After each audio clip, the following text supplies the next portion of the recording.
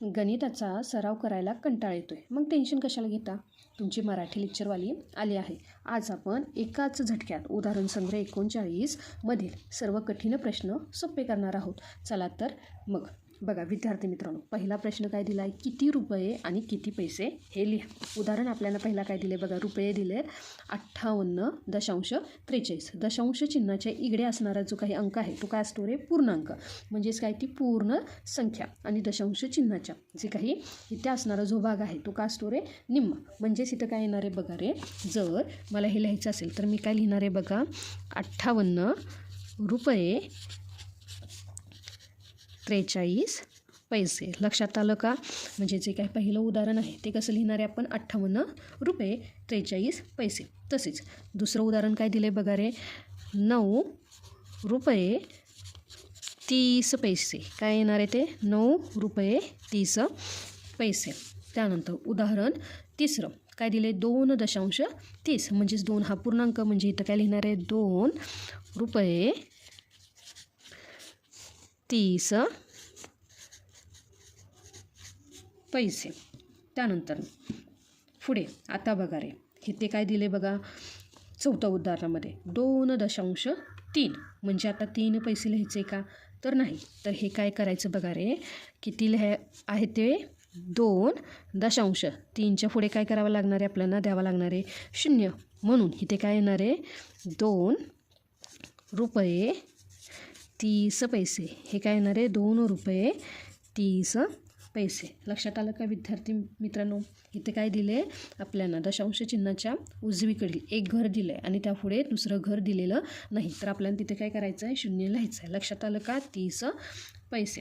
त्यानंतर प्रश्न दुसरा, किती रुपये हे दशांश पद्धतीत लिहा. पहिल्यांदा आपल्याला काय दिली ती, दशांश पद्धत दिली ती आणि आपल्याला ते लिहायचं होतं. आता आपल्याला ते लिहून दिलेले आहेत आणि ह्या लिहिलेले जे काही वाक्य आहे ह्या वाक्याचं रूपांतर आपल्याला कशामध्ये करायचं आहे, दशांश पद्धतीमध्ये. आता बघा रे, पहिला प्रश्न काय दिला आहे, 6 रुपये 25 पैसे.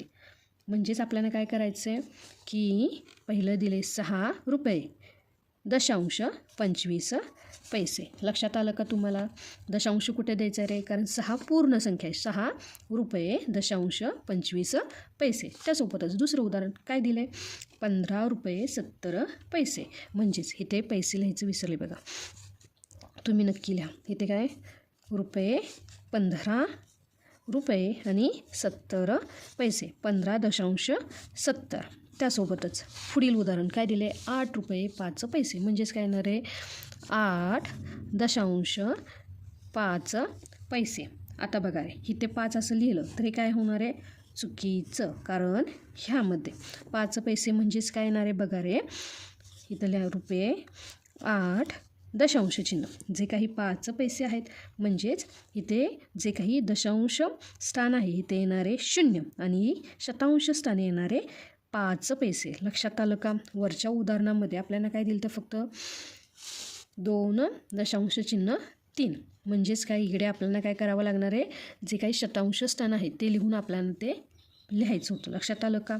त्यासोबतच जे काही 8 रुपये 5 पैसे दिले असतील तर हे जी पद्धत आहे ही चुकीची आहे. आपल्याला काय करायचं, 8 रुपये आणि 5 पैसे. त्यासोबतच जे काही 22 रुपये आहेत म्हणजेच आता हे जे ही 4 पैसे दिलेत इथं सुद्धा काय करावं लागणार आहे बघा, रुपये 22 दशांश चिन्ह 4 पैसे. जर मी अशा पद्धतीने लिहिलं तर चुकीचं होणार आहे. इथं काय करावं लागणार आहे, 0.4 पैसे. लक्षात आलं का तुम्हाला? त्यानंतर आता दिले आपल्याला 720 पैसे.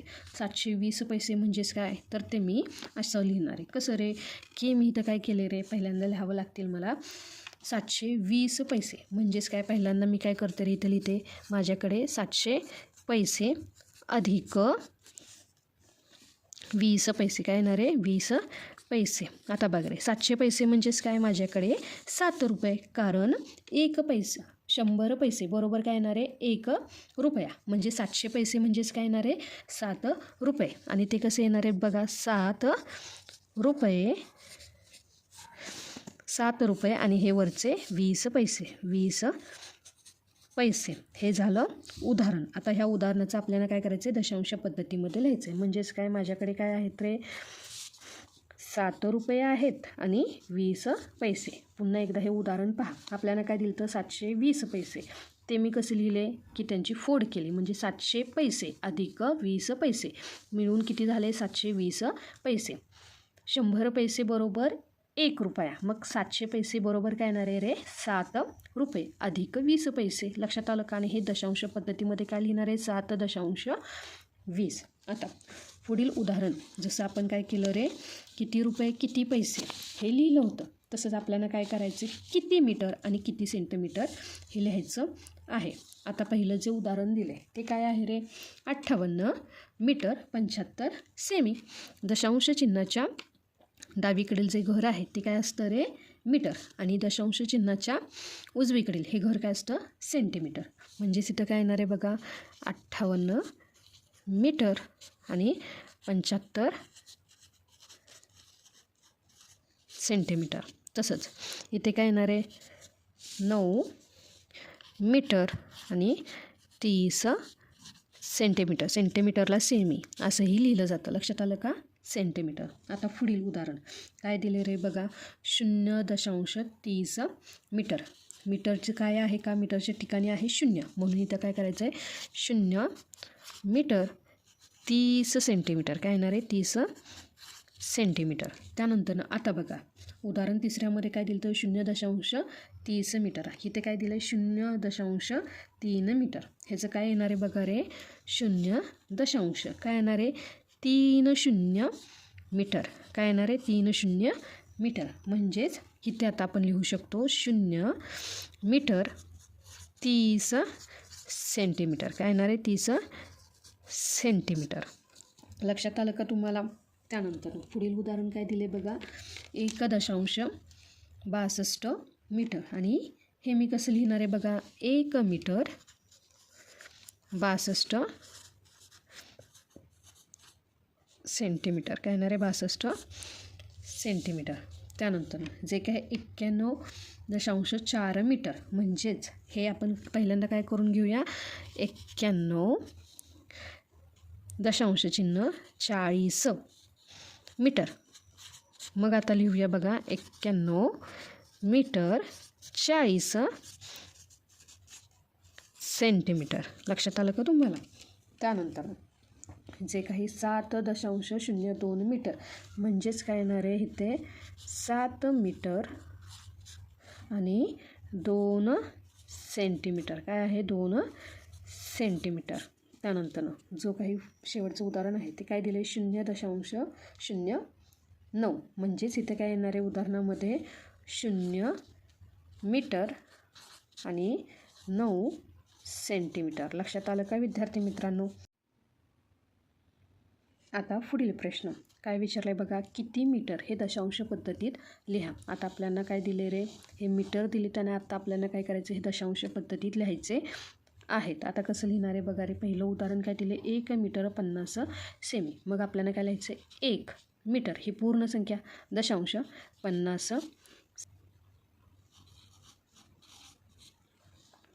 लक्षात आलं का? त्यानंतर 50 मीटर 40 सेमी. म्हणजेच काय येणार आहे 50 दशांश चिन्ह 40 मीटर.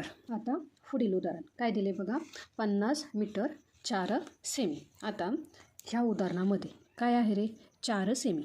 म्हणजेच आपण हे लिहू शकतो 50 मीटर आणि 0.4 सेमी. आणि ह्याचं दशांश पद्धतीमध्ये काय होणार आहे रे 50.04 मीटर. काय होणार आहे 50.04 मीटर. लक्षात आलं का विद्यार्थी मित्रांनो?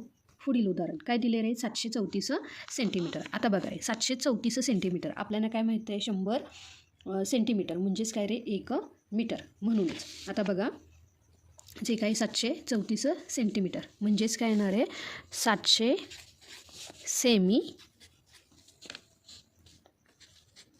700 सेंटीमीटर अधिक 700मधून अधिक 34 सेंटीमीटर. काय येणार आहे 700 आणि 34 सेंटीमीटर. आता ह्याचं दशांश रूपामध्ये जर आपल्याला करायचं असेल तर सेमीचं रूपांतर कशामध्ये करावं लागेल, मीटरमध्ये. म्हणजेच काय इथे येणार आहे 7 मीटर 34 सेंटीमीटर. काय येणार आहे 7 मीटर 34 सेंटीमीटर. म्हणजेच काय येणार आहे बघा 7.34 मीटर. काय येणार आहे 7.34 मीटर. त्यानंतर जे 5वं उदाहरण आहे ते काय आहे रे 10 सेमी. फक्त काय दिले 10 सेमी, इथं मीटर दिलेलं नाही म्हणून काय येणार आहे बघा 0 मीटर 10 सेमी. पहिल्यांदा आपण काय केलं रूपांतर करून घेतलं, जे मीटरमध्ये नाही म्हणून 0 दिलं आणि ह्याचं रूपांतर आता कसं होणार आहे दशांशामध्ये 0.10 मीटर. काय येणार आहे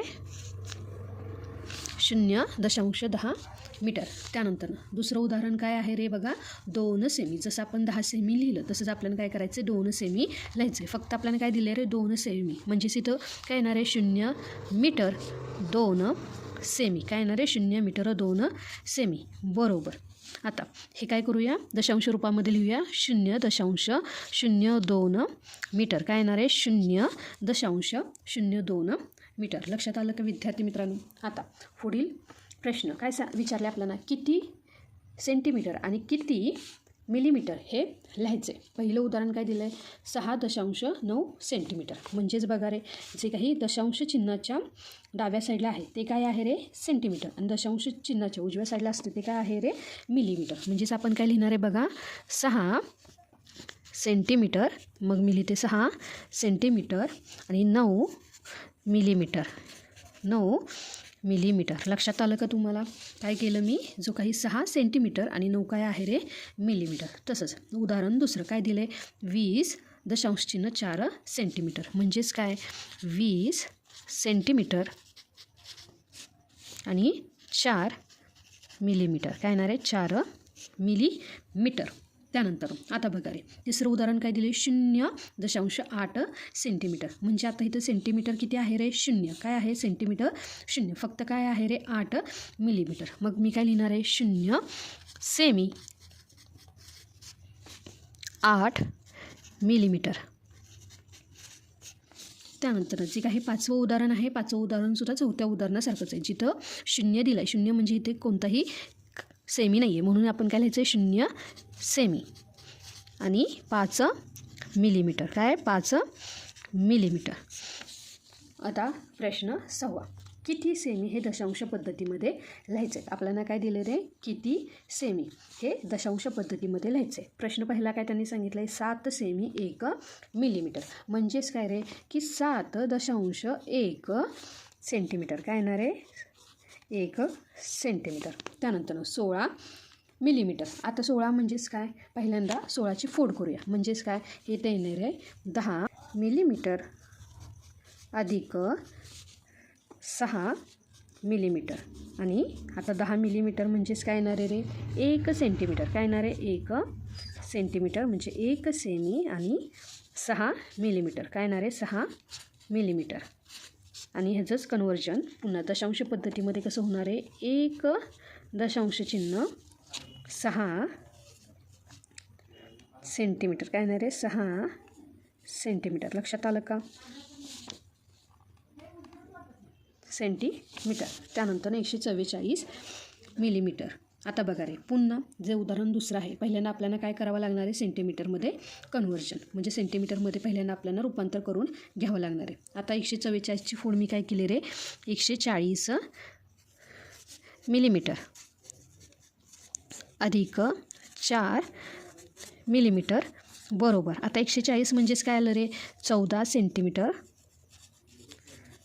आणि 4 मिलीमीटर बरोबर. काय येणार आहे 14.6 सेंटीमीटर. काय येणार आहे 14.6 सेंटीमीटर. त्यानंतर चौथं उदाहरण काय दिले रे 8 मिलीमीटर. आता बघा रे इथं फक्त काय दिलं आहे 8 मिलीलीटर. म्हणजे ह्याचं कन्वर्जन काय होणार आहे बघा 0 सेंटीमीटर